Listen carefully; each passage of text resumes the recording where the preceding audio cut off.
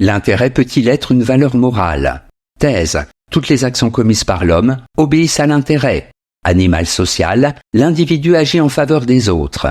Antithèse. L'intérêt n'a aucune dimension morale. Désir et passion ne peuvent en aucun cas avoir un contenu éthique. Thèse. L'intérêt peut être une valeur morale. En effet, il est dans mon intérêt de respecter autrui. En agissant pour moi-même, je contribue au bien-être de l'ensemble de mes semblables. C'est cela la morale. Participer individuellement au bonheur collectif. Premier argument.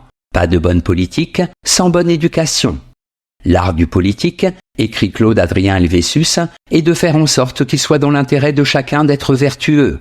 Note, maxime et pensée. Chaque être doit comprendre que pour servir au mieux ses propres intérêts, il lui faut non pas ignorer, mépriser, exploiter les autres, mais faire en sorte qu'ils puissent compter sur eux. Deuxième argument. La sympathie est une vertu naturelle.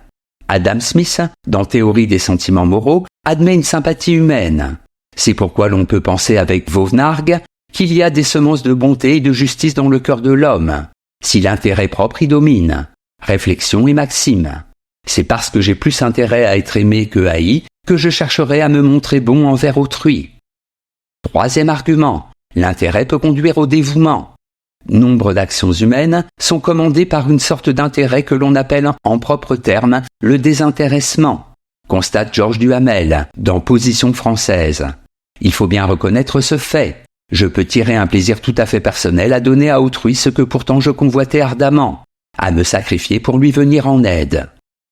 En bref, servir ses propres intérêts ne conduit pas nécessairement à agir de manière égoïste et immorale. Ce n'est pas mépriser autrui que de chercher à obtenir son amitié, son amour, son respect. Antithèse. L'intérêt ne peut pas être une valeur morale. En effet, l'action morale ne peut pas être commandée par l'intérêt. Elle doit se soumettre à la notion de devoir. L'intérêt n'a pas de portée universelle, contrairement à la morale, qui vaut pour l'ensemble des hommes. Premier argument. Le devoir est au-dessus de l'intérêt. Faire quelque chose par devoir, écrit Kant, signifie obéir à la raison. Réflexion sur l'éducation. L'intérêt peut, en certains cas, ne pas contredire ce que la raison me commande de faire. Mais en d'autres cas, il peut s'opposer au commandement de la raison. Voilà pourquoi l'intérêt ne peut pas, à lui seul, guider la conscience morale. Deuxième argument. L'intérêt particulier ne sert pas l'intérêt collectif. C'est à juste titre qu'Émile Durkheim peut écrire ces lignes. Si l'intérêt individuel n'a pas de valeur morale chez moi, il n'en a pas davantage chez mes semblables, quel qu'en soit le nombre. Et par conséquent, l'intérêt collectif, s'il n'est qu'une somme d'intérêts individuels, est lui-même amoral, l'éducation morale. Troisième argument. Un acte égoïste ne peut pas être moral. Pour Vladimir Yankelevitch, la morale est essentiellement refus. Encore que tout refus ne soit pas nécessairement moral. Tout dépend de ce que l'on refuse. En l'espèce, la morale est refus du plaisir égoïste, le paradoxe de la morale. Dès lors, il faut bien admettre qu'en agissant par intérêt, je n'agis que de manière égoïste, donc d'une manière qui ne peut pas être tenue pour morale. En bref, seuls les décrets de la raison peuvent avoir une valeur universelle. Si j'agis universellement par intérêt, je puis peut-être, dans les faits, être moral. Mais en conscience, je dois reconnaître que je ne le suis pas.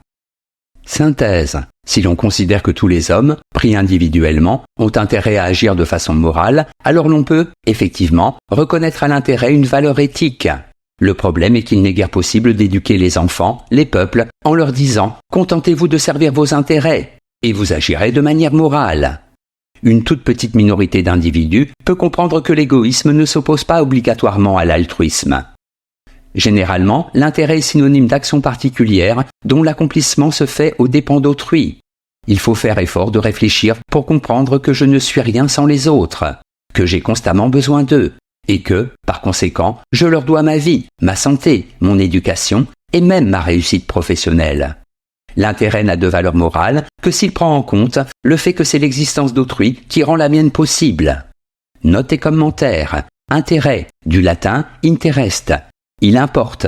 Il faut distinguer l'intérêt, au sens égoïste du terme, de l'intérêt que l'on porte, intellectuellement, sentimentalement, à une chose, et de l'intérêt au sens financier du terme.